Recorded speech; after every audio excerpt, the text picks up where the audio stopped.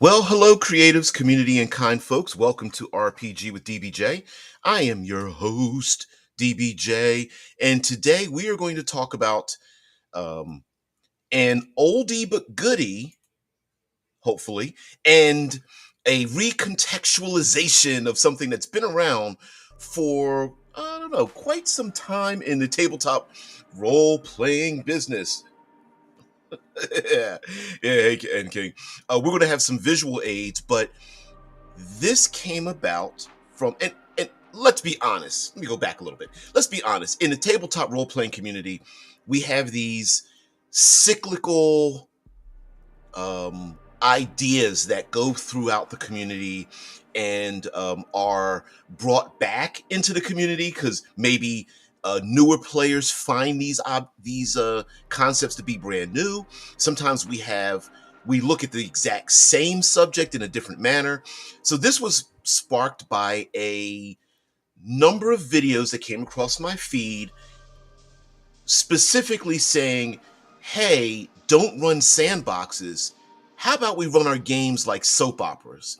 And I decided, as my as my old grognardian self, to go pull an old book out of the archives. Uh, Actually, let's get rid of this for right now because I have some visual aids. I was going to do some handwriting, but my handwriting's horrible. This is an old book. It is a supplement to an old game known as Vampire the Masquerade, and it's known as Chicago by Night. And in Vampire the Masquerade, uh, they had these world books, setting books, and they did them city by city. Pretty interesting. And this book was printed in, let's see if we can find the date on here. Uh, on the inside cover, it's got to be in the 90s. And I'm not certain where to find. We've got the credits, but where's the printing date? It's got to be like 95. And anyway, this is like 30 years old. It's got to be. It's got to be that old.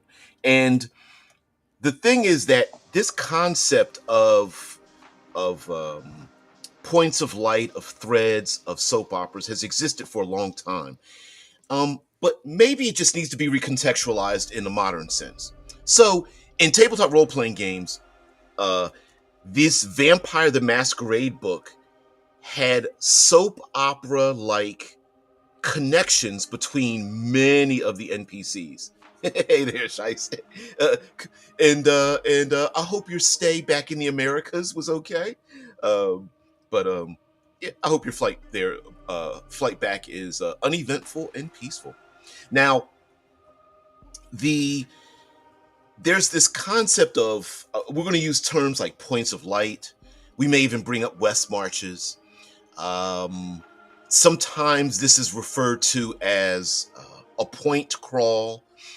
And I think the two are extremely related and really don't deserve to be in separate camps. Maybe we can come up in the community with a some type of wording or phrasing or descriptor that involves all of this. So essentially, in the concept of a soap opera over a sandbox is that you have these threads, these connections, these anchors, links that link all of the people, places, and things in your world.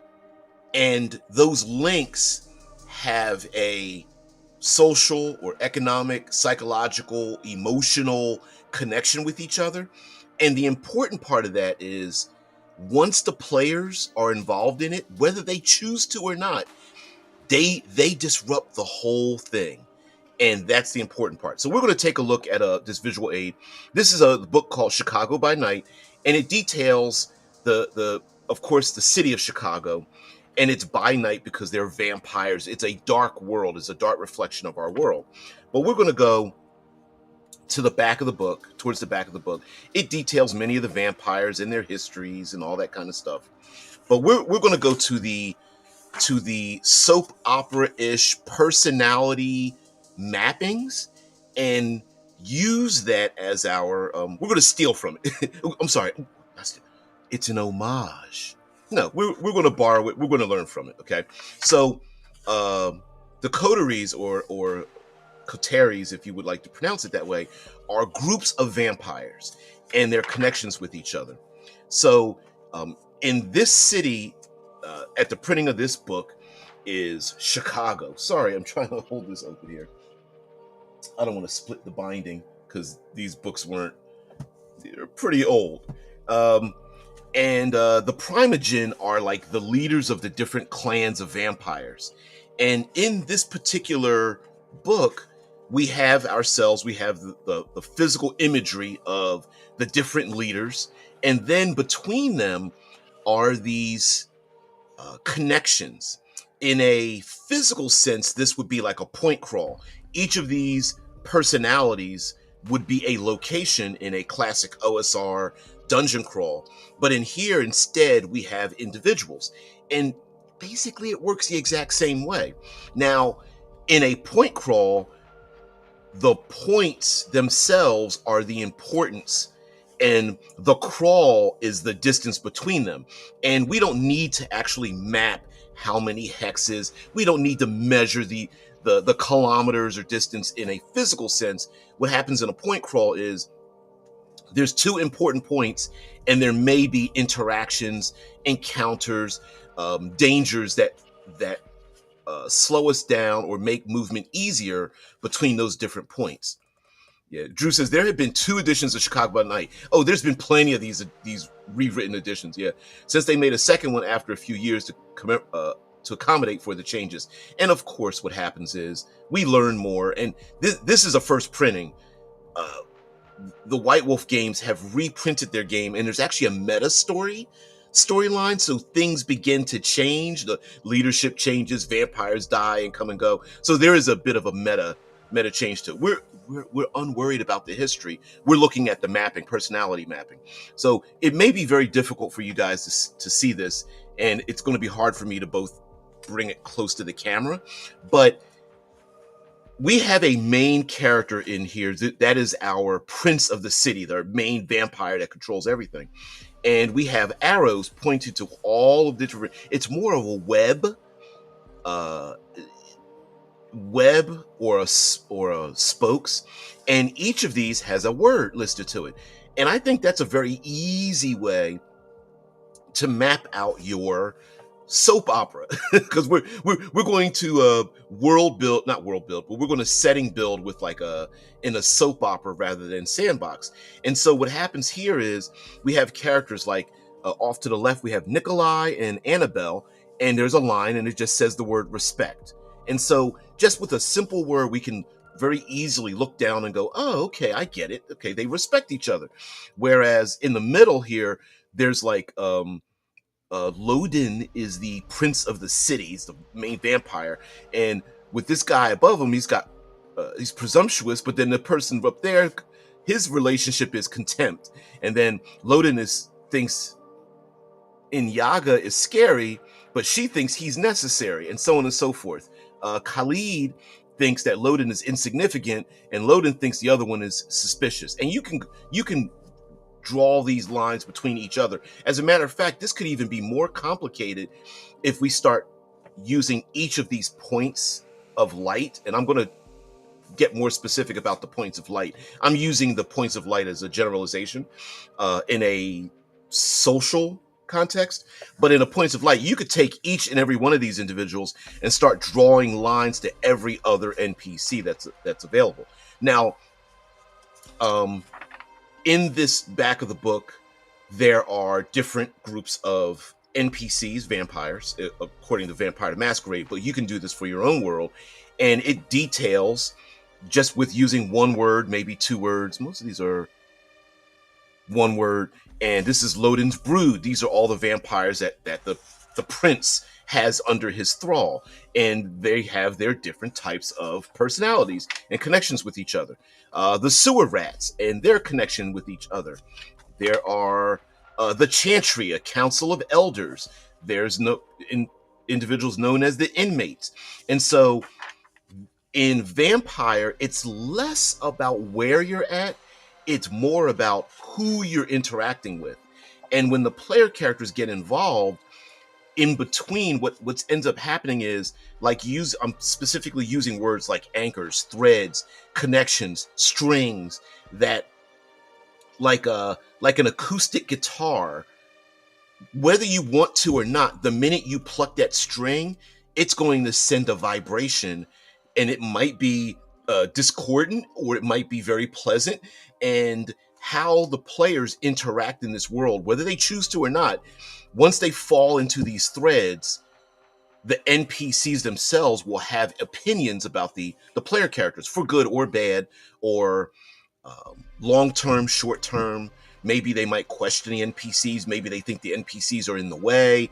Maybe they think the player characters are in the way. Maybe they think the player characters can be useful, or they are attracted to the player characters. Maybe there's some kind of monetary relationship they could have, or maybe they think the players could be useful in power games. So these are social structures that are between different NPCs, and of course you can also flavor the interactions based on where the player characters meet these various characters. These are vampires, of course, in Chicago, but where they meet them, the conditions they meet them under, and such. And mind you, this can be a little bit complicated to make. So making a soap opera, you know, y- y- even the concept of a soap opera, if you guys don't know, is a melodrama. It is a Back in the day, the soap part of that was that these telenovelas would air on television, and they were sponsored by, in many ways, the selling of soap products for ladies that were staying at home. They would watch these shows. And the opera part of that is the melodrama, that no, we're not hiding our feelings. We are actually um, becoming overly emotional about the things that happen.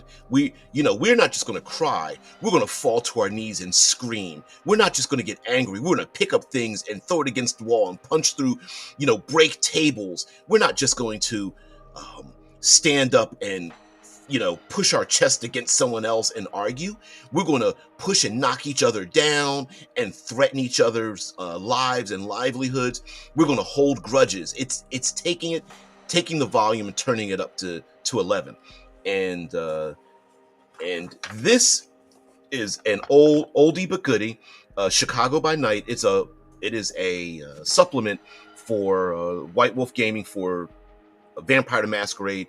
So soap opera creation has always been around. All right, so we're going to get rid of that visual aid, and I'm going to see if I can show some other visual aids while I talk about points of light and hex crawling and west marches. So points of light in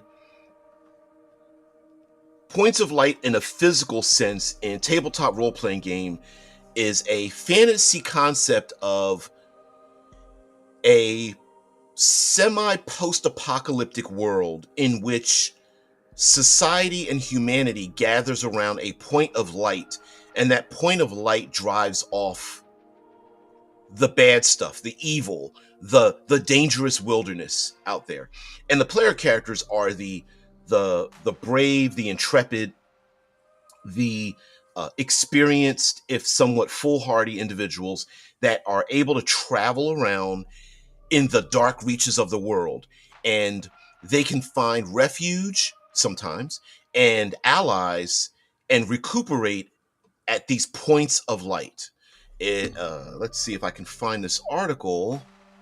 There it is. So what makes points of light settings great? And someone wrote this is a Reddit thing. So it says points of light is a setting design philosophy that was created in the 4th edition books.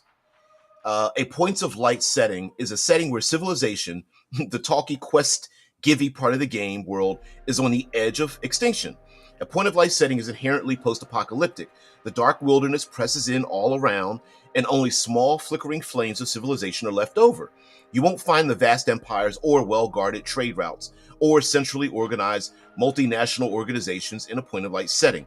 All of those things are artifacts of a bygone age. We're in the dark ages, baby.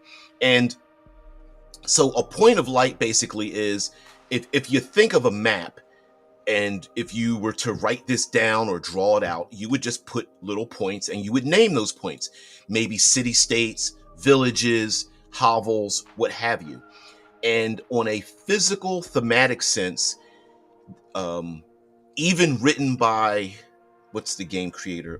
Gilla RPG games, that you could literally have a point of light that society gathers around, as if to gather around a cold light to stave off the dangers of the outside world.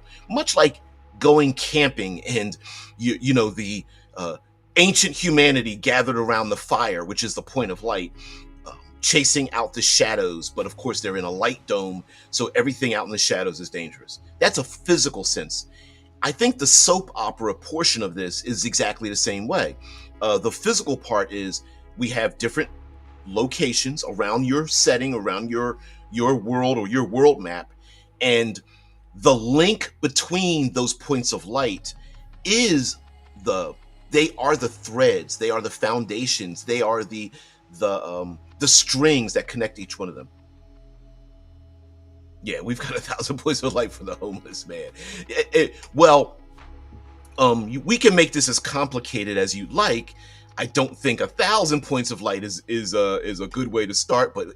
But in reality, every interaction we have with every other person in our life, we are each a point of light, and then our interaction with those other people is represents the road.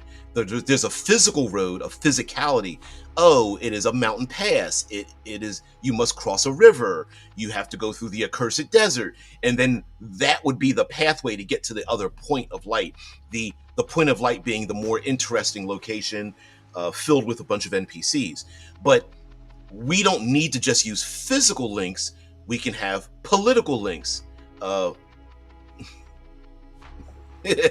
Yeah, we can have social links, we can have economic links, we can have psychological links with each other. So yeah, I am not a point of light, I am the darkness.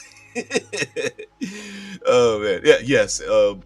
What Oh, there's a term. Oh, you're making me think of a number of quotes about the light and the darkness. So this visual aid, I just decided to pull some cards, some visual cards, and if you wanted to make these points of light, West Marches, hex crawl, soap opera, the point of it is, maybe there is a physical distance represented in your world between all of these images.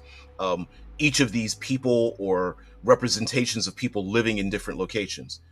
But as a soap opera, it's not just physical distance we're worried about. We're worried about the yeah, there's one of yes. Yeah. You merely adopted it. I was born in the dark. I can't get the I can't get the horrible ADR, but yeah. I was born to it. I love the uh animated DC version of the yes, Bane. Oh man, pretty hilarious. Okay, but we can also make um, an even better way to make a soap opera is to have emotional connections, which people hate each other, which rely on each other, which ones like each other. Is there a mentor student relationship, or is this just purely um, a survival? You have something I need, I have something you need kind of relationship. Is this jealousy? Is this a desire for ancient knowledge? Essentially, where are these people going? Where are they coming from? What do they want from each other? What do they need from each other? What secrets do they hold, and what common public knowledge are they do they have? And just using a simple one word in your world development can really bring about these things. Like maybe down at the bottom left here, we have a young lady surrounded by snakes and such, and maybe the others fear the woman who has command of snakes. There's another image here. It looks a bit upper left. It looks like a cathedral, maybe, or a museum, a place of ascendance, or whatever. Maybe this is a place of enlightenment. But and others may feel guilty; they don't deserve the enlightenment, or it's only a place you can find if you've reached enlightenment, something like that. And these others may have a maybe this is a grand church that is intruding on more of a tribalistic, naturalistic, primeval, primordial type of world. Here's another individual, similarly upper right corner, and maybe they are a monk. Maybe they are trying to find ascendance or peace amongst themselves. Of course, there's a raging storm above them. They are, crashing waves around them, but maybe it's being held off, and maybe others desire that power. Maybe this person holds information or whatever, but the links between all of them is really what sets a soap opera. Now, you can get very intricate with a lot of your NPCs in terms of their relationships with each other, meaning like maybe there are some hatreds, maybe there are maybe there are jealousies involved, maybe there are individuals, there's loves and hates and that kind of thing that really ties a bunch of these people together. And again, this may be a simple matter of a number of NPCs, not just their personalities, but how do they look at each other. And again, you don't need to relate this to a location. This can just be wherever these people meet, the player character's interaction is going to pluck that thread. It's going to pluck that string. And, depending on, the bottom of this imagery here, we have two older individuals. They may have a different opinion than the young folks that might be running around this world. We also have, let's pull out let's highlight some of the more beautiful, handsome individuals. Maybe there's an unrequited love, or there's a love triangle, and the player characters can help them achieve their goals. Maybe someone is greedy, and they're looking for a way to gain some kind of wealth, and they may all have different limitations. They may have strengths. There may be secrets. There's, of course, all of them any NPC is going to have a public persona. And then, of course, where are they going? What do they want? Where are they coming from? And the player characters then pulling on those threads and such. So this is just an idea, just fueled by the idea of like don't run a sandbox, run a soap opera. And really the real difference is, again, not just having a physical link between locations, but having what do people feel about these locations. Now, mind you, again, I have images of people and NPCs, but you can do cities and locations, those points of light that I talked about. What does one community think about the other community? And mind you, they don't need to be correct about their feelings. These are feelings. Feelings can change a lot. It can propaganda and circumstances can lead to a thing. Maybe a lot of times context really matters. And I'm a very huge proponent of context when it comes to interactions. So, for example, the players may find out that one community, or led by an NPC, maybe despises another community. And that might have been caused by something that happened in the past. Maybe a weather event, or It's this is an aftermath of great harm or great danger happened. Maybe it was a weather event or ecological event happened. Storms, snow, famine, disease. Uh, I was about to say starvation, which is famine. Earthquakes, fires, floods. Okay, and one community had to save itself. We don't have enough food. We don't have enough shelter. We don't even want to send out our able-bodied people to go out and save everybody else. We just need to save ourselves. But the other community that used to have a relationship with them was left on their own, and they really needed help. And so now it's been weeks, months, years, a generation, and there's a hatred between one and the other. One feels guilty, but hey, listen, we had to save ourselves. The other community says, you should have reached out a hand to us. We don't want to deal with you anymore. Suddenly the player characters get involved. And the player characters may have familial relationships with one community or the other. The players may be completely, hey, if they're murder hobos or the classic, we're adventurers, we have no connections to anybody, they may get involved. And are there individuals who want to take revenge on the other community? Maybe it's just a common thing where the community that was left behind, they steal from the other community. We don't care about them and what they have. They have plenty. We're just going to steal from them. And the player characters may find this out. Maybe there's banditry on the road, but those bandits actually have a mantra, like, we rob the people who left us behind. And they're not just robbing for the sake of survival, which they may need to for selling and trading of ill-gotten gains, but it's also a little bit of a stab in the back to this other community. And that's just me pulling something out of my ass. So the lastly, let me talk about West Marches and hex crawling. The idea of like a West Marches hex crawl in itself is the creation of a soap opera. I think sometimes there is a over canonization of the way things operate in tabletop role-playing games. And when I say over canonization, what I mean is sometimes there's an opinion about a thing happening that is not true to the reality of the thing happening. So what I mean by that is sometimes people don't like the idea of hex crawls because they may say to themselves, well, a hex crawl is just a bunch of people wandering around in hexes and there's no story there. It's just, random encounter, upon random encounter, and these random encounters have no relationship with each other. And that's inherently not true.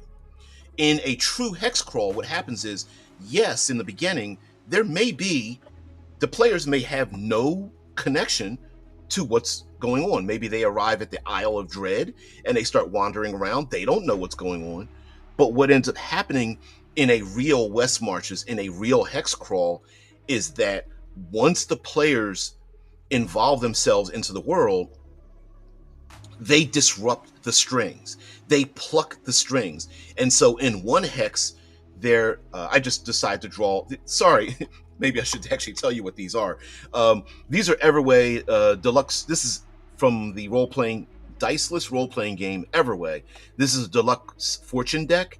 It is a highly modified version of a tarot card deck. Technically, they are tarot cards from the minor and major arcana, but it's been highly modified. But I decided to pull some random cards and place them out here. And each of these could represent a point of light, a hex, a location, NPCs, people, places, and things that have tenuous relationships with each other. So at the upper, starting at the upper left, we have dragon. Off to the left, the healer, the mystery, and then down at the bottom, starting at the left, we have striking the dragon's tail, the ritual, and the arena. Let's get rid of the dragon because that's pretty cool. We have ourselves the mirror. Okay, and mind you, using tarot cards, using any kind of imagery, whatever you want to use to develop your world, your hex crawl, your West Marches, or whatever. When the players come to the mirror, and it could be arcane.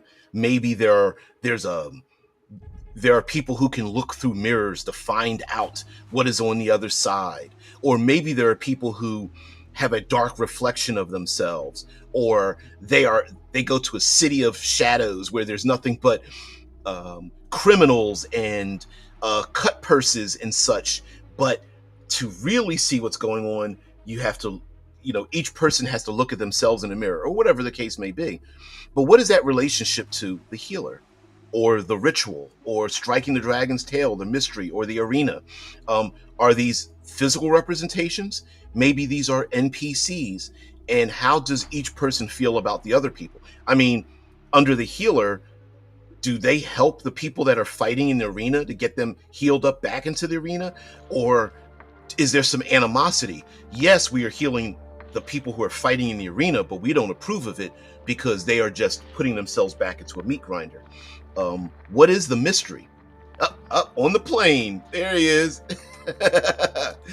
Someone has taken off. I know you got to get in the airplane mode, but yeah, I don't know how long it'll take you to get back to Germany, but safe travels. Safe travels. That's awesome. So, context matters. And when I say context matters, sometimes I'm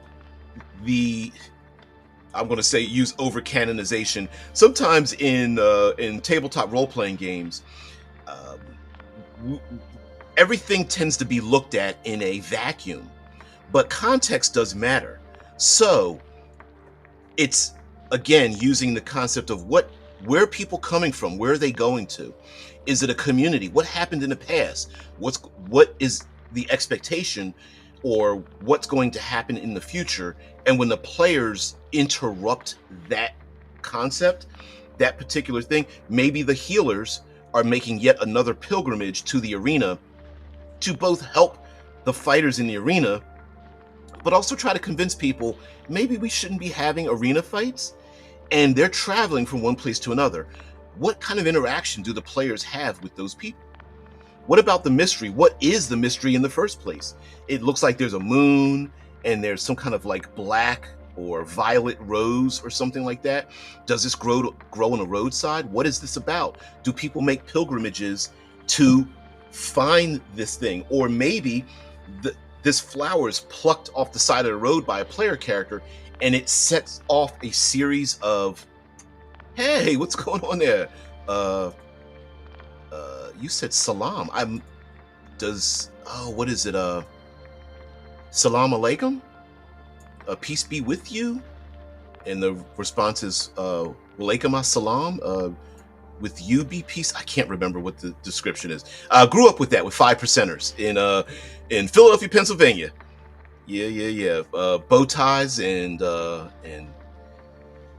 bean pies and things like that. So hey there, Shinobi. But yeah, these are not separate concepts. The idea of, instead of a sandbox, play a soap opera. But I was inspired by it to make me just go back and think about, like, West Marches, hex crawling, soap operas, sandboxes, points of light. All of this is just one.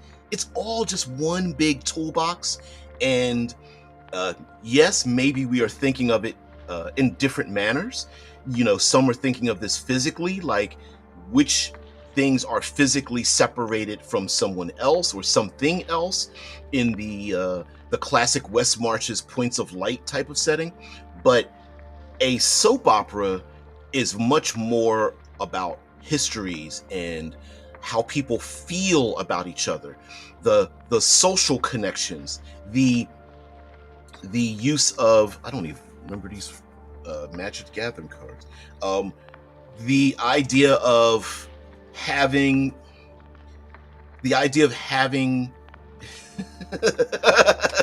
she was like, great, now I want a shawarma. Oh, now I'm thinking about that too. Oh, I can't remember the hot. I'm not a big person on the tzatziki dressing, but I love that hot pepper Sauce. Oh, I can't think of the name of it. I hate not being cultured, but I love it all the same. But anyway, the this idea isn't something new, but I think we could dust it off, blow the dust off, and reincorporate it back into creating things for our tabletop role playing games. And it's not just I want to say that it's not just reserved for um, OSR dungeon crawling, moving across landscapes. It's not just reserved for that, right? This is oh, oh, oh, oh, I'm dropping things behind the scenes. It's not just reserved for that. We can create personality maps and uh, and social maps of different types of characters, people, places, and things. And these personality maps are the thing that will fuel what happens. It's basically like role playing your world, right? When the players disrupt those strings and those threads, if you already know how the world will act and or react to what's going on, if you already know what happened in the past and probably what's going to happen in the future, what's public knowledge and what's secret, um, what what are the wants and needs of the people, then the people become the points of light rather than the locations. So if you're running like more of a political intrigue, or your themes are emotional or introspective, or establishing connections with people instead of dungeon crawling, these are the exact same tools that we can use. Yeah, yeah. Amon Ishtar says, I hope I didn't butcher your thing there. It says, I once used a D&D tarot deck to help with improvisations. Yeah. Oh, hell yeah. Exactly. And listen, sorry about that. Listen, we can use all these kind of things. Like, I've got my deck of many things. I mean, there's so many different kinds of, by the way, guys, uh, these these cards that I'm throwing out here and showing you and using as visual aids, for those who can watch it. Many use Amon. Okay, all right, Amon. No big deal. Thank you, thank you, thank you. Um, yeah, these are anything that you can use, especially if you're stuck. Because let's be honest with ourselves. Sometimes we find ourselves um, having lots of of brain farts. Like I just had one just now, right? And we were like, oh, I can't. I get stuck with the thought. Yeah. Okay. Oh yeah, absolutely, Amon. You're absolutely invited here. Let's see. I missed a comment? Here we go. Maybe to fix an injury, they need a bigger scale healing to mend it. So the healer tried to find a flower without the ritual is nearly impossible. Ooh, ooh. Yep. And guess what? Guess what? Because where's the healer at? Here we go. Yeah, here's the healer, right? And there's the story. So the healer needs to, maybe the mystery is how to use that flower in the ritual, like you're talking about. And yeah, they definitely want to save the lives and such of, down in the arena. But the problem is there's a disruption. There's this mirror. This person looks like they're kind of shady. I don't know how. Maybe they are deceptive or something.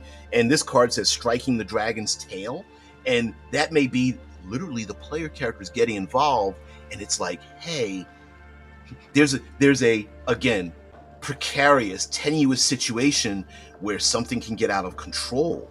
Like, for example, maybe this deceiver here, it wants to steal the flower that can be used in the ritual, but they need to wait for the healers to get it, because no one's gonna deal with this person. They can't buy it, they can't steal it. They've tried so many times. They're going to wait for the healers or the player characters. Maybe the healer needs the player characters to go find this rare flower so that the ritual could be done to have the players healed. Or maybe it's a exchange. Maybe the healers say to the player characters, we have no problem healing you for your journey. You can come back anytime. We just have a favor. And that favor may be going after the flower, and then unfortunately on their way, striking the dragon's tail may be a thing where they accidentally set off a series of a series of events that have larger growing repercussions. But again, cards, visual cards, aids, I'm just showing these as those. But for your notes, you can absolutely positively write down what are the connections between the NPCs, what are the connections between the cities, what are the connections between those points of light. A point of light doesn't even need to be a person or technically a known place. So an example would be, it doesn't need to be a city or a village or a port. It doesn't need to be NPCs. These could be a magical grove. It could be a monument. It could be an uncharted island, or a location, a wilderness location that has a unique feature. Yeah, a smart world draft. Yeah, healer program to the arena to train their own skills at a place with many injured on different scales of need. As a fast draft, there's a little darkness to that too, right? Like, oh, you're being sent to this place to learn healing, but that requires people getting hurt in the first place, right? So the maybe the pacifists of the healers are like, we should shut down the arena, but then there's other healers that are more scientifically minded, even in a primitive world. That would be, but that's very cool. That's very interesting as well. Heck, even the player characters, here's a story element. As a reward, maybe the player characters learn to heal wounds. A player character not normally associated with healing could become essentially a battlefield paramedic in the primitive sense, that they learned it, and maybe they learn those skills. But yeah, here's some cards here at the bottom. I just pulled from the Deck of Many Fates, and we have here the Aperture, the Weaver, Titania, the Stag, the Tempest. I'm going to pronounce it Destrier, Destrier. I don't know. The Dragon, and many of these, of course, there's some writing at the bottom. You guys can't see the writing, but just visually or whatnot, all of these could represent emotional ties, physical ties to things, that kind of stuff. So, Amon says, for the moment, I DM for a fairy forest whose gimmick is that the magical forest manifests mentioned stories or experienced dreams in it. I like that. The physical manifestation of dreams and desires, maybe even some nightmares thrown in there, or past experiences. Maybe seeing, hey, I thought I killed you, and this person or individual comes back, maybe slightly changed, or what have you. Yeah, I love that kind of concept, and even that fits into it. Yep, nightmares are a form of dreams. Yep, absolutely. Those dreams could be very physical and very visceral. Dreams can repeat over and over again, and could be a loop. As a matter of fact, you should take a look at yesterday's. You should consume yesterday's thing where we ran I did a page through kind of on a game called A Game of Destiny, Dream Chaser, and despite the game not being promoted as, this is very much a dreamscape game. So this game doesn't have a built-in setting. It's built by the player characters and the what they call the guide, the game master, the guide, at the table, and those things are placed together. But this game is pretty amazing. Anyway, we went over it because they have something called dream mapping. It's basically adventure creation, and I really approve of how that they use it in the game. But anyway, Amon says the only problem is that these creations can't exit the forest. Of course, that's the thing. Especially if the players have a dream where they are connected with someone or something that's very powerful, influential, or useful for them, that's awesome. A player mentioned Rapunzel by name, and at the horizon, a tower appeared, piercing the forest. Who wasn't there before? I love that kind of stuff. I love those kind of things. And again, using this points of light, whatnot. Here's a location. It's a location with a forest where all your dreams can come true, whether you like it or not. And that could be one point. And how do these people feel about that existing, if they even know such a thing exists? Maybe there's something that was lost in this forest, and how do the different characters feel about that? And that becomes our soap opera map. Even if we're playing something like OSR, a hex crawl, a West Marches, what happens is when your players go into that hex and basically start kicking things around in the sandbox, the feelings, the opinions, the perceptions of all those that encounter what the players are doing, have done, and will do becomes the roadmap to the soap opera that grows beyond that. So a hex crawl isn't simply, we're just going to go to another random hex, see what's there, go to the next random hex, and there's no repercussions. Oh, no, no, no, no, no, no, no, no. When they disrupt the ancient tomb of these people who live there, and they live in that hex, they're going to have an opinion about it. And they sure as hell should have a response to what's going on when the players attempt to leave that hex. Now, it could happen in 5 minutes or 5 days or 5 weeks or months later, when the players leave that hex and the repercussions happen thereof. Sure. But the point is that once the players are involved, once the players disrupt your people, places, and things, that's the thread you start to pull on.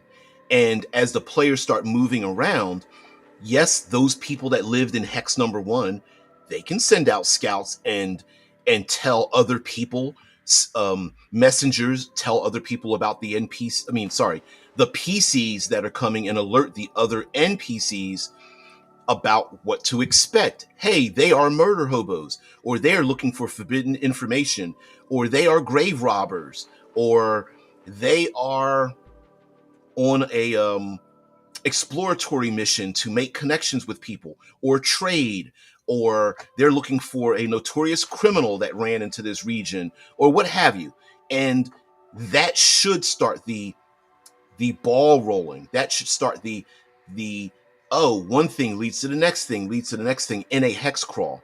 And so, yes, a West Marches hex crawl point of light type of adventure is not just about travel. It is about the players having an impact on the world, and the things that they do, for good or bad, intentional or not, make these contextual relationships shift and change. And if you have a few, mind you, you don't have to have these done ahead of time, but having, my magic number is always 3, because 3, like a triangle, can be very stable, but also it can be unstable in the sense of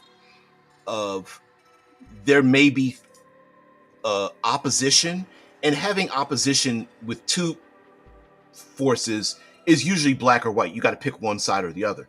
When there's 3, when you pick one side, you may inadvertently cause the 2 other sides to have a common enemy.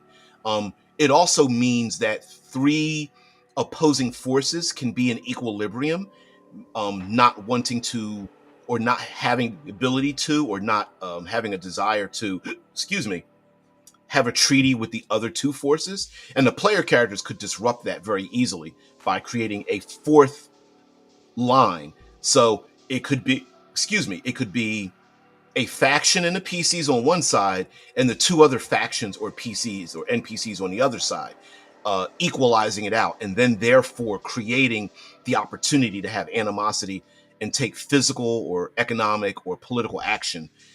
Whereas in a three-pronged point of animosity, each person may feel like if I take action, it might be my downfall. It says,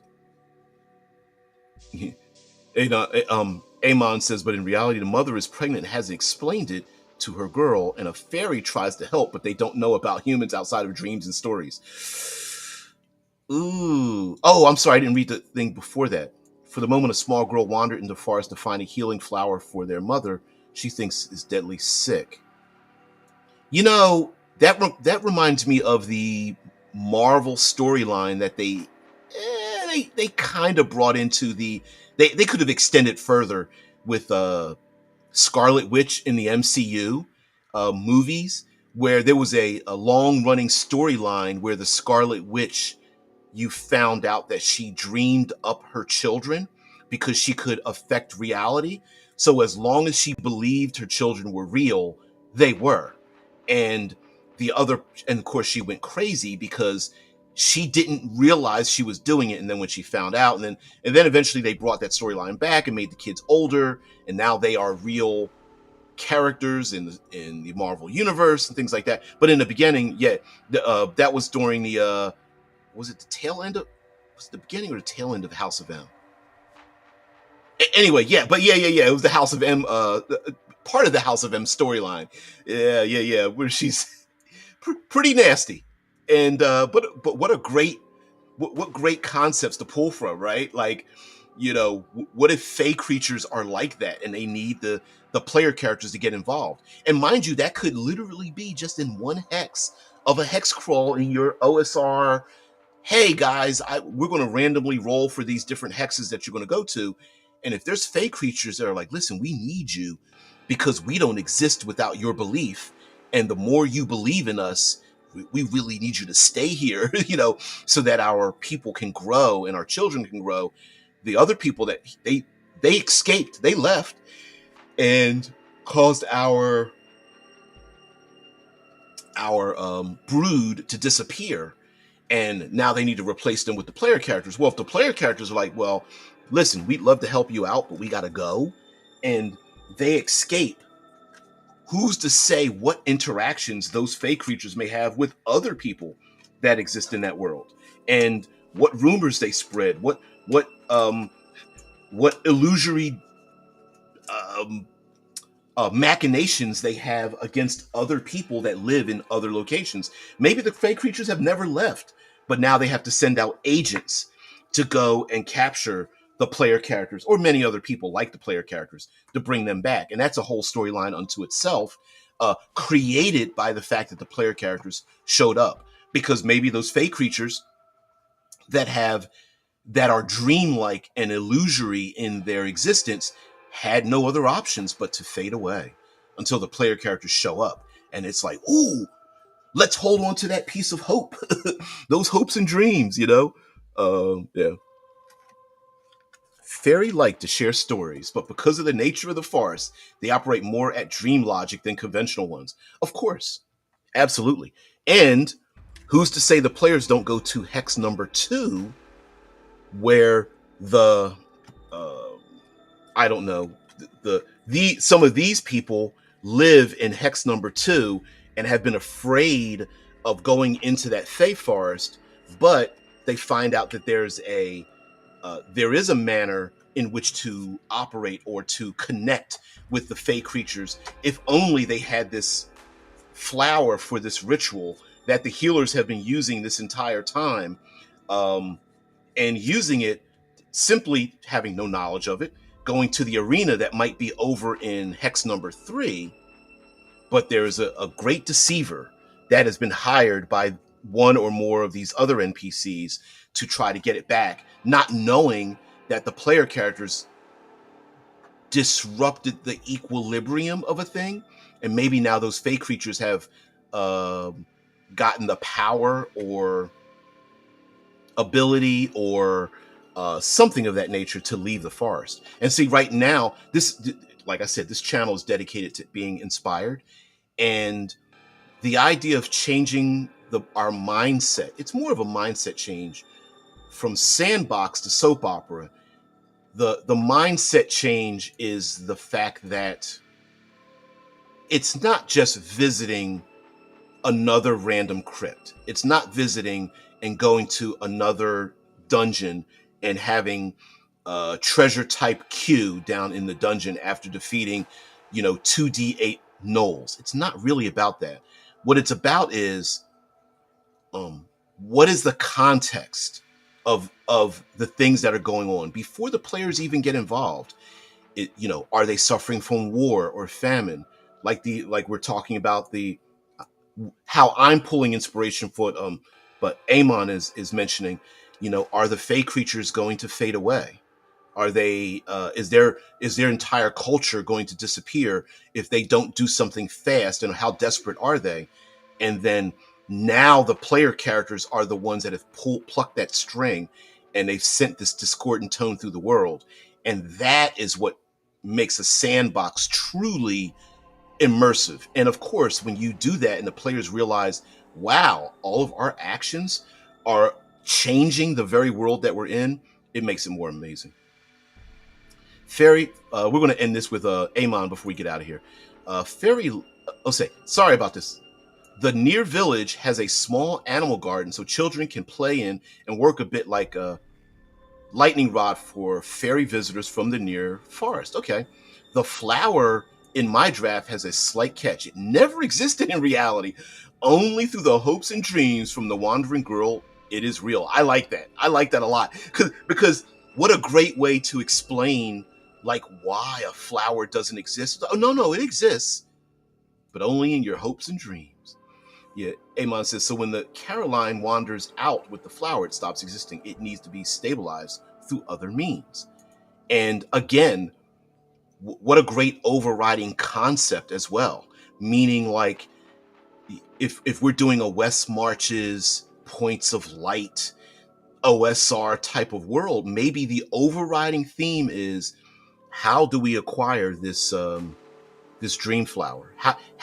Who has seen it? Yeah, the imagination of a child is a powerful thing. And the rumors, for some reason, everyone keeps talking about this. Heck, the adult NPCs, these, let me pull these older people, right? Maybe children and elderly, like a circle, like a cyclical thing. Children see it because their imagination is so broad. Maybe the elderly, normally seen as losing their minds, that they are suffering from dementia. Maybe they are becoming more childlike in their thoughts, who are now able to perceive that flower.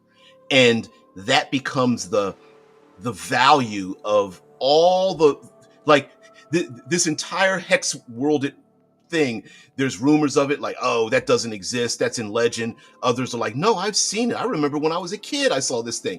Someone elderly is like, yes, to the north there is a place, I can smell it. And everyone's like, you can't smell anything. They're, old hag or something like that, right? You're just imagining a thing.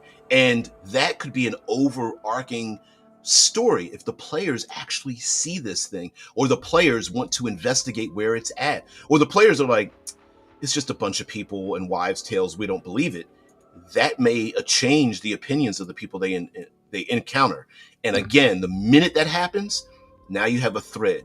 Now the NPCs are like, I don't like these player characters. They're fuddy duds, whatever a fuddy dud is. Amon says, I named story archetype a creation through the forest magic rooted through many stories. And all of this is very great. Now, guys, thank you very much for being part of the show. We got to leave here at some point. Thank you very much for allowing me to delve into this. By the way, the link to the actual video, I believe, was from Black Lodge Games, talking about running a soap opera, not a sandbox. And I get it. It's not clickbaity. They do actually go into talking about, like, what was the television show, Twin Peaks, and the machinations. Yeah, he said, happy evening. Stories can grow endlessly. Hey, on my side of the world, it's 7 a.m. So it is evening on your side of the world. Don't know where you are engaging in this from, but glad to have you here. We go live my time, which is 6 a.m. Eastern Standard Time, the Eastern Seaboard of the United States. So I'm stateside in the Ohio Valley, and but yeah, 1 a.m., 1 p.m. Okay, 1 p.m. Yeah, time zone shenanigans. It's crazy, crazy. We even talked about what it would be like to change time zones. Uh, this would never happen, but it would be fun to have a worldwide. We don't change our time zones. We just have a worldwide time, and we just adjust ourselves to the time that we are.